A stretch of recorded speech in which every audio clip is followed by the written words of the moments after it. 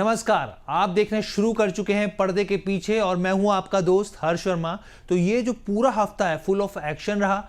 आप समझिए कि ढेरों शेयरों पर बड़ी बड़ी खबरें आई, जिसमें येस बैंक है, सुज़लॉन है, रिलायंस पावर है, टाटा की दो बड़ी खबरें हैं। यहाँ पर सरकारी बैंकों के नतीजे हैं और भी तमाम तरह की खबरें हम लोग आपके सामने पेश करने जा रहे हैं। लेकिन सबसे बड़ी खबर क्या रही? देखिए, भारत पाकिस्तान तनाव की ये खबर रही।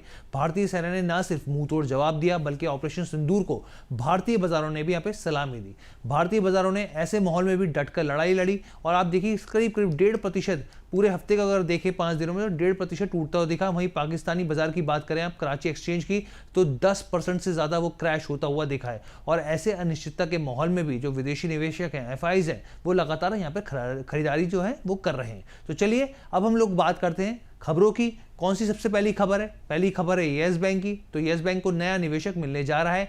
एसबीआई और फेडरल बैंक येस बैंक से बाहर होंगे और जापान की सुमितोमो मुत्सुई इन बैंकों से येस बैंक की हिस्सेदारी खरीदेगी। आपको बता दें कि एसबीआई येस बैंक की 13.19% हिस्सेदारी सुमितोमो मुत्सुई बैंकिंग कॉर्प को बेचने जा रही है। एसबीआई 8,890 करोड़ रुपए में येस बैंक की हिस्सेदारी बेचेगा। एक्सचेंज फाइलिंग के मुताबिक ये डील 21.5 रुपए प्रति शेयर की दर से होगी। उधर फेडरल बैंक ने भी येस बैंक के करीब 16.6 करोड़ शेयरों की बिक्री के लिए सुमितोमो मुत्सुई बैंकिंग कॉर्प के साथ ये समझौता किया है और 21.5 रुपए प्रति शेयर की दर से यहाँ पर ये शेयर जो है बेचने का फैसला किया गया है। किसी निजी बैंक में 10% तक की हिस्सेदारी के लिए रेगुलेटर्स की मंजूरी लेनी होती है, ये जानकारी हम आपको बता दें। और साथ ही एसबीआई ने मार्च 2020 में गंभीर वित्तीय तनाव से गुजरने पर लैंडर्स को बचाने के लिए येस बैंक में हिस्सेदारी खरीदी थी। तो ये तो खबर हो गई अब येस बैंक की। अब हम लोग बात करते हैं यहाँ पे टाटा मोटर्स की। देखिए, इसमें दो बड़ी खबरें हैं जिसके दम पर जो स्टॉक है 5 दिनों में एकदम 8% की उड़ान भरता हुआ दिखा है। पहली खबर क्या है? पहली खबर है, देखिए, टाटा मोटर्स ने बताया कि उसके शेयर होल्डर्स ने कंपनी को 2 हिस्सों में बांटने के प्लान को मंजूरी दे दी है और इस प्लान के तहत अब टाटा मोटर्स को 2 अलग अलग लिस्टेड कंपनियों में बांटा जाएगा। पहली कंपनी क्या है? यात्री वाहन यानी कि पैसेंजर व्हीकल की। तो पैसेंजर व्हीकल का जो कारोबार संभालेगी और दूसरी कमर्शियल वाहनों की होगी। यहाँ पर टाटा मोटर्स ने मार्च 2024 में इस बंटवारे का प्रस्ताव रखा था। कंपनी का यहाँ पे कहना था कि इससे दोनों कारोबारों को अलग अलग फोकस मिलेगा और ग्रोथ के बेहतर मौके पैदा होंगे। यानी कि जो यात्री वाहन है, यहाँ पे पैसेंजर वाले जो हिस्से में कंपनी की luxury brand Jaguar land rover JLR भी शामिल रहेगी, जो कंपनी की सबसे ज्यादा कमाई करने वाली ब्रांड है। चलिए अब हम लोग बढ़ते हैं दूसरी खबर की ओर। दरअसल न्यूयॉर्क टाइम्स के हवाले से खबर आई कि अमेरिकी राष्ट्रपति डोनाल्ड ट्रंप और ब्रिटेन के साथ एक व्यापार समझौता करने जा रहा है। इससे पहले भारत और ब्रिटेन के बीच फ्री ट्रेड एग्रीमेंट हुआ। इस ट्रेड डील से मेटल और ऑटोमोबाइल पर कम टैरिफ कोटा जो है वो शामिल हो जाएगा। अगर ये डील हो जाती है तो आप इससे सीधा जो फायदा होगा वो जगुआर लैंड रोवर को होगा, क्योंकि कंपनी का 1/5 रेवेन्यू जो है वो अमेरिका के बाजार से ही आता है। इस खबर के बाद से टाटा मोटर्स के शेयरों में जबरदस्त तेजी देखने को मिली और बायर्स एकदम एक्टिव हो गए और पूरे हफ्ते में एक अच्छी तेजी यहाँ पर भी देखने को मिली।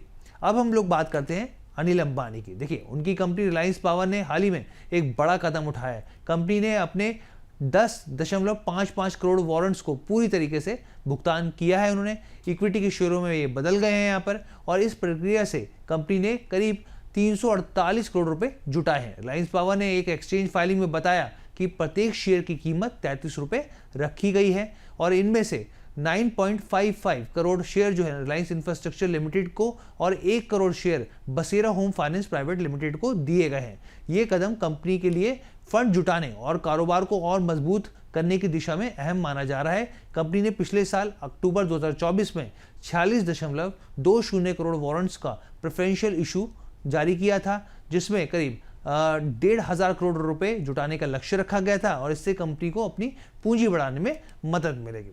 अब हम लोग अगली खबर की तरफ बढ़ते हैं और यहाँ पर जो है काफ़ी इंपॉर्टेंट हो जाता है, क्योंकि रिजल्ट्स यहाँ पर हम लोग बात करेंगे। सबसे पहले सरकारी बैंकों की बात कर लेते हैं। तो देखिए, पहला बैंक कौन सा है? पहला बैंक है बैंक ऑफ बड़ौदा। पूरे हफ्ते इस शेयर में भारी दबाव देखने को मिला। 5 दिनों में जो शेयर है करीब 12% से ज्यादा टूट गया। दरअसल बैंक ने वित्त वर्ष 2025 की चौथी तिमाही के नतीजे जारी किए, जिसमें कमजोरी देखने को मिली। जनवरी मार्च तिमाही में नेट इंटरेस्ट इनकम 6.6% गिरकर 11,020 करोड़ पर पहुंच गई। ऑपरेटिंग प्रॉफिट की बात करें तो ऑपरेटिंग प्रॉफिट 0.3% ग्रोथ के साथ 8,132 करोड़ रुपए पर रहा। टोटल नेट इंटरेस्ट मार्जिन की बात करें यानी कि निम्स की बात करें तो वहां पर 2.86% ये रहा, जो कि तीसरी तिमाही में 2.94% था और एक साल पहले समान तिमाही में 3.27% था, यानी कि मार्जिन भी कम रहे हैं। ग्रॉस एनपीए को देखें तो ग्रॉस एनपीए 2.26% रहा, जो तीसरी तिमाही में यहाँ पे 2.43% था। यहाँ तक कि जो स्लिपेज है और राइट ऑफ है वो भी बढ़ते हुए दिखे हैं। साथ ही बैंक ने अपने शेयर धारकों को करीब 8.35 रुपए प्रति शेयर का डिविडेंड का भी ऐलान किया है। इसके लिए बैंक ने रिकॉर्ड डेट जो है वो 6 जून 2025 तय की है, यानी कि 6 जून 2025 तक शेयर रखने वाले शेयरधारक डिविडेंड पेमेंट के लिए योग्य होंगे। अब दूसरा बैंक कौन है लिस्ट में? देखिए, दूसरा बैंक है पीएनबी। सार्वजनिक क्षेत्र के पंजाब नेशनल बैंक ने चौथी तिमाही के नतीजे जारी किए और ये काफी चर्चा में रहे। रिजल्ट के चलते आप ये समझिए कि पूरे 5 दिन की बात की जाए कारोबारी सत्र की तो 5 दिन में शेयर करीब 8% से ज्यादा टूट गया। सालाना आधार पर बैंक का जो मुनाफा है वो करीब 51% के उछाल के साथ 4,560 करोड़ के पार निकल गया। नेट इंटरेस्ट की बात करें आप तो नेट इंटरेस्ट में करीब 3.8% का उछाल के साथ ये 10,757 करोड़ रुपए रहा। ऑपरेटिंग प्रॉफिट करें तो 5.6% उछाल के साथ ये 6,776 करोड़ रुपए पे पहुंचता हुआ दिखा। अगर आप इसके रिटर्न ऑन एसेट की बात करें सालाना आधार पर तो यहाँ पर 25 बेसिस पॉइंट का सुधार हुआ और ये 1.02% पे आ गया। बैंक को इसी तिमाही में फंसे हुए कर्ज यानी कि स्लिपेज और प्रोविजन में बढ़ोतरी का सामना भी करना पड़ा और उसे उम्मीद है लेकिन कि चालू वित्त वर्ष में उसका जो ऑपरेटिंग प्रॉफिट है पिछले साल की तुलना में यहाँ पर यह है कि स्थिति देखने को मिलेगी किस तरीके से आगे बढ़ता है। लेकिन यहाँ पर ब्रोकरेज फर्म इन्वेस्टेक की ओर से यहाँ पे बिकवाली की सलाह दी जा रही है और 85 रुपए का टारगेट यहाँ पर दिया जा रहा है स्टॉक के ऊपर। अब एक और बैंक है, क्योंकि लगातार नंबर्स आ रहे हैं तो आपके साथ जाहिर सी बात है आपके साथ शेयर करना होगा। तो अगला जो बैंक है वो है केनरा बैंक। तो केनरा बैंक ने चौथी तिमाही के नतीजे भी हम यहाँ पर पेश किए और सालाना आधार पर क्वार्टर 4 में बैंक का जो नेट प्रॉफिट है वो करीब 33% ग्रोथ के साथ 5,004 करोड़ रुपए पे पहुंच गया। ऑपरेटिंग प्रॉफिट 12.14% उछाल के साथ 8,284 करोड़ रुपए पे रहा और एनआईआई यानी कि नेट इंटरेस्ट इनकम जो है 1.4% की गिरावट के साथ 9,442 करोड़ रुपए पर पहुंच गई। क्वार्टर 4 के लिए नेट इंटरेस्ट मार्जिन 2.80% रहा, जो कि क्वार्टर 3 में 2.71% रहा था यहाँ पे, यानी कि नेट इंटरेस्ट मार्जिन में बढ़ोतरी देखने को मिली। और पूरे फिस्कल के लिए बैंक का जो निम्स है वो 2.80% रहा, जो कि मार्च 2024 के आधार पर 3.05% था। बैंक का ओवरऑल बिजनेस की अगर हम लोग बात करें तो वो करीब 11.32% ग्रोथ के साथ 25.30 लाख करोड़ रुपए पे पहुंच गया। इसके साथ ही कैनरा बैंक के बोर्ड ने 2 रुपए की फेस वैल्यू के आधार पर 200% यानी कि हर शेयर पर 4 रुपए के डिविडेंड का ऐलान किया है। तो ये भी एक इंपॉर्टेंट खबर थी, हमने कवर करी। अब हम लोग बात करते हैं दूसरी कंपनियों की। यहाँ पर और भी कंपनियों के नतीजे आए तो ऐसे एक कंपनी की बात करते हैं जिसने निवेशकों को बम्पर रिटर्न बना कर दिया है, बीएससी। जी हाँ, भारत के सबसे पुराने एक्सचेंज बीएससी ने अपने तिमाही नतीजे जारी किए, जिसके बाद शेयर में शानदार तेजी देखने को मिली। वित्त वर्ष 2025 की मार्च तिमाही में बीएससी ने अच्छा प्रदर्शन पेश किया। क्वार्टर 4 में जो मुनाफा है वो 365% बढ़कर करीब 493 करोड़ रुपए रहा। वहीं आय की बात करें तो 75% बढ़कर ये 846 करोड़ रुपए पर पहुंच गए। एबिटा यानी कामकाजी मुनाफे की बात करें तो 520% बढ़कर ये 553 करोड़ रुपए पर पहुंच गया। कंपनी के अगर आप ट्रांजैक्शन चार्जेस को बात करें तो ट्रांजैक्शन चार्जेस जो बाजार गतिविधियों के स्तर और घरेलू बचत और निवेश से जुड़ा हुआ है, सालाना आधार पर यहाँ पे 112% ये बढ़ा और बढ़कर 612 करोड़ रुपए पर पहुंच गया।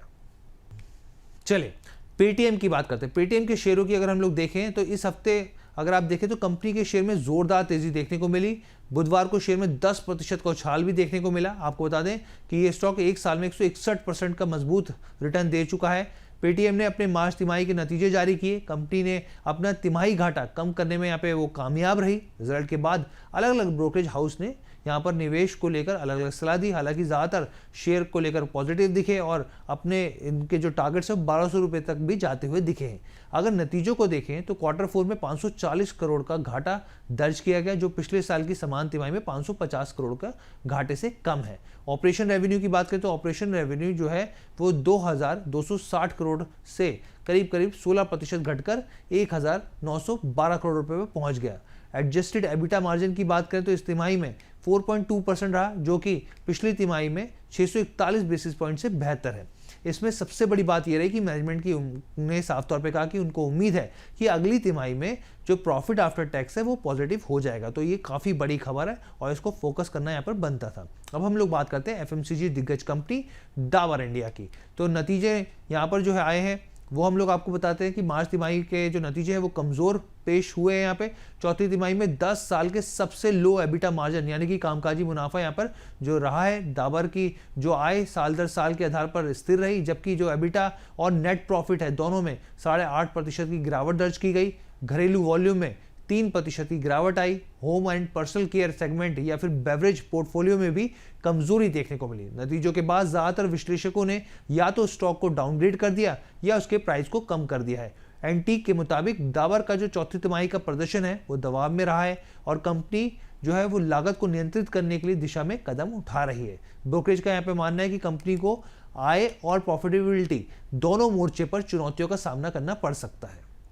चलिए अगली कंपनी की तरफ बढ़ते हैं। एयर कंडीशनिंग और कूलिंग सॉल्यूशन में अग्रणी कंपनी वोल्टास ने कारोबारी साल 2024-25 की चौथी तिमाही के शानदार नतीजे जारी किए हैं। कंपनी का कंसोलिडेटेड मुनाफा सालाना आधार पर 116 करोड़ से बढ़कर 241 करोड़ पर पहुंच गया, जो बाजार अनुमान 237 करोड़ से यहां पर बेहतर दिखाता है। कंपनी की कंसोलिडेटेड कमाई की बात करें, कंसो कमाई की बात करें तो ये जो है 4,203 करोड़ से बढ़कर 4,768 करोड़ पर पहुंच गई, जो कि सालाना आधार पर मजबूत इजाफा दर्शाती है। वोल्टास का जो एबिटा है 191 करोड़ से बढ़कर 332 करोड़ पर जाता हुआ दिखा, जबकि एबिटा मार्जिन 4.5% से बढ़कर 7% पर पहुंचता हुआ दिखा। इसके साथ ही कंपनी ने 7 रुपए प्रति शेयर के डिविडेंड का भी ऐलान किया, जो निवेशकों के लिए राहत और मुनाफे की खबर है। इन मजबूत आंकड़ों ने साफ किया कि कंपनी ने चौथी तिमाही में ऑपरेशनल प्रदर्शन के साथ साथ मुनाफे और रेवेन्यू के मोर्चे पर भी बेहतर प्रदर्शन किया है। तो चलिए अगली खबर की तरफ बढ़ते हैं। इस हफ्ते टाटा ग्रुप की कंपनी और झुंझुनवाला के favourite stock Titan company limited ने मार्च तिमाही नतीजों को जारी किया। कंपनी ने एक्सचेंज फाइलिंग में कहा कि वित्त वर्ष 2025 की चौथी तिमाही में कंपनी के मुनाफे और आय में बढ़ोतरी देखने को मिली है। कंपनी ने अपने निवेशकों के लिए डिविडेंड का भी ऐलान किया। मार्च तिमाही में कंपनी का मुनाफा 10.7% बढ़कर 870 करोड़ रुपए पहुंचता हुआ दिखा। एक साल पहले इस तिमाही में कंपनी ने 786 करोड़ रुपए का मुनाफा दर्ज किया था। मार्च में समाप्त तिमाही की बात करें हम लोग यानी क्वार्टर 4 की बात करें तो कंपनी ने यहाँ पे 13,477 करोड़ रुपए की आय भी दर्ज करी है, जो कि अगर हम परसेंटेज के हिसाब से देखें बढ़ोतरी तो वो 19.7% हो जाती है।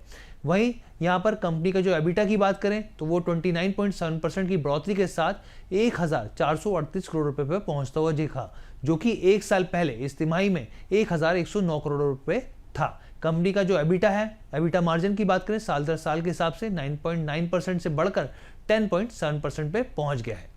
इस हफ्ते टेक्सटाइल कंपनियों के शेयरों में भी तूफानी तेजी देखने को मिली। चाहे आप एसपी अपैरेल्स की बात करें, गोकुलदास एक्सपोर्ट की बात करें, अरविंद लिमिटेड, केपीआर मिल्स, वेल्सपन लिविंग के शेयरों में बुधवार और बृहस्पतिवार को 20-20% का अपर सर्किट देखने को मिला। दरअसल इस उछाल का कारण भारत और यूनाइटेड किंगडम यानी कि यूके में फ्री ट्रेड एग्रीमेंट एफटीए को अंतिम रूप देना रहा है और इसी के बाद टेक्सटाइल कंपनियों के शेयरों में तेजी देखने को मिली। भारत यूके के फ्री ट्रेड एग्रीमेंट के तहत टेक्सटाइल और गारमेंट्स पर 8 से 12% यूके इंपोर्ट ड्यूटी को हटा दिया जाएगा। इंपोर्ट ड्यूटी खत्म होने से बांग्लादेश और वियतनाम जैसे देशों के मुकाबले भारत का एक्सपोर्ट और प्रतिस्पर्धा जो है वो और बेहतर होते हुए दिखेगा यहाँ पर। और एनालिस्टों के मुताबिक ये डील भारतीय कंपनियों को वित्त वर्ष 2027 तक यूनाइटेड किंगडम से अपने रेवेन्यू कंट्रीब्यूशन को दुगना करने में भी मदद कर सकती है। अब बात करते हैं सोलर पावर सेक्टर की कंपनी सुजलॉन की। दरअसल कंपनी को भारत पेट्रोलियम कॉर्पोरेशन लिमिटेड यानी कि बीपीसीएल से 50 मेगावाट विंड पावर प्रोजेक्ट के लिए लेटर ऑफ इंटेंट मिला है। सुजलॉन को मध्य प्रदेश में 50 मेगावाट विंड पावर प्रोजेक्ट के लिए ये लेटर ऑफ इंटेंट दिया गया है। आपको बता दें कि बीपीसीएल ने 50-50 मेगावाट की 2 विंड पावर परियोजनाओं के लिए लेटर ऑफ इंटेंट जारी किया है। दूसरी ओर महाराष्ट्र में यहाँ पर 50 मेगावाट विंड पावर प्रोजेक्ट के लिए इंटीग्रम एनर्जी इंफ्रास्ट्रक्चर को भी यहाँ पर ये जो अवार्ड है वो मिलता हुआ दिखा है। तो आपको ये पूरा शो पर्दे के पीछे कैसा लगा आप कमेंट करके जरूर बताइएगा। बहुत बहुत धन्यवाद।